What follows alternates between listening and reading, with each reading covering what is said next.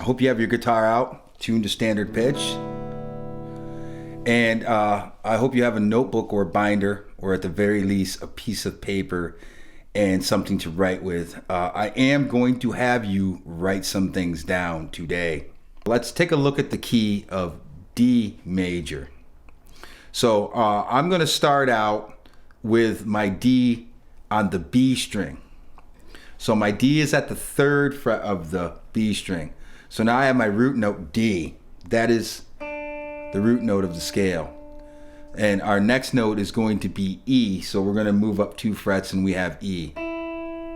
So our next chord, or next note, excuse me, is F sharp. From E to F sharp is a whole step. So we can just move up 2 frets and now we have our F sharp note. And I believe that's the 3rd note of the scale.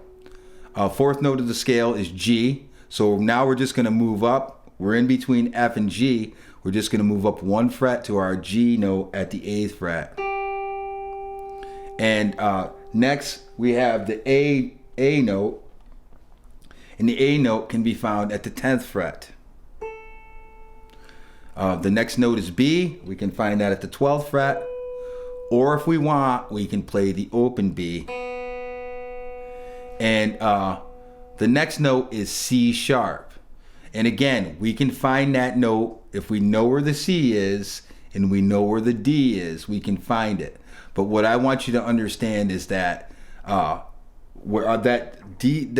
C sharp note is at the 2nd fret and the B note is open. So it's a whole step from the B to the C sharp. And finally, if we want to finish it up, we can finish it up with the D note.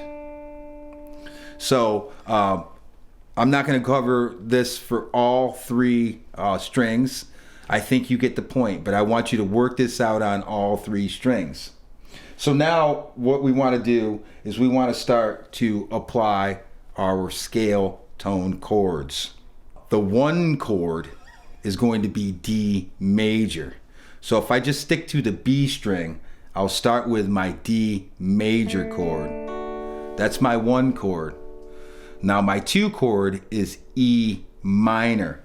So I'm going to need to move up my root note to the 5th fret, and now I have E minor.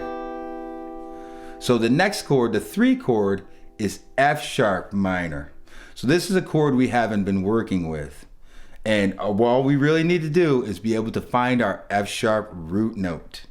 And I know that from E to F sharp is a whole step. So I'm going to move up 2 frets and I'm going to find that F sharp note. And that's the 3rd note of the scale. So our chord is F sharp minor. So the next chord is going to be G major. That's going to be our 4 chord. So we're at F sharp. We just need to move up 1 fret to get to the G. And now we have our G major chord, which is the 4 chord. The 5 chord is going to be A major. So we just need to move up 2 frets. So now I'm going to move my root note up from the 8th fret up to the 10th fret where the A is. And now I'm going to play A major.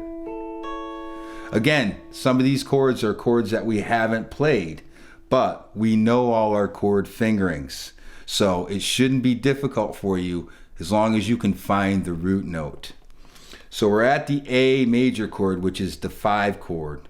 So our 6th chord is going to be B minor.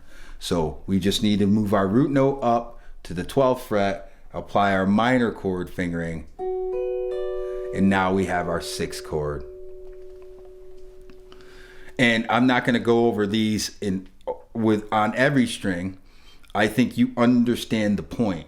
I just want to sort of point out how once we start working with other scales and other keys, we're going to be introducing root notes that we haven't been working with. Even when it comes to root notes we've been working with, whereas we play A minor when we're in the key of C, if we're in the key of D, we're going to play A major.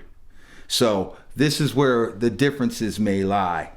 And all we really need to do is work with these keys in the same fashion that we worked with the other keys.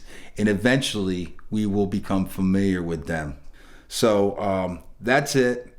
Put in your time, put in your work, and I hope to see you at the next lesson. Peace.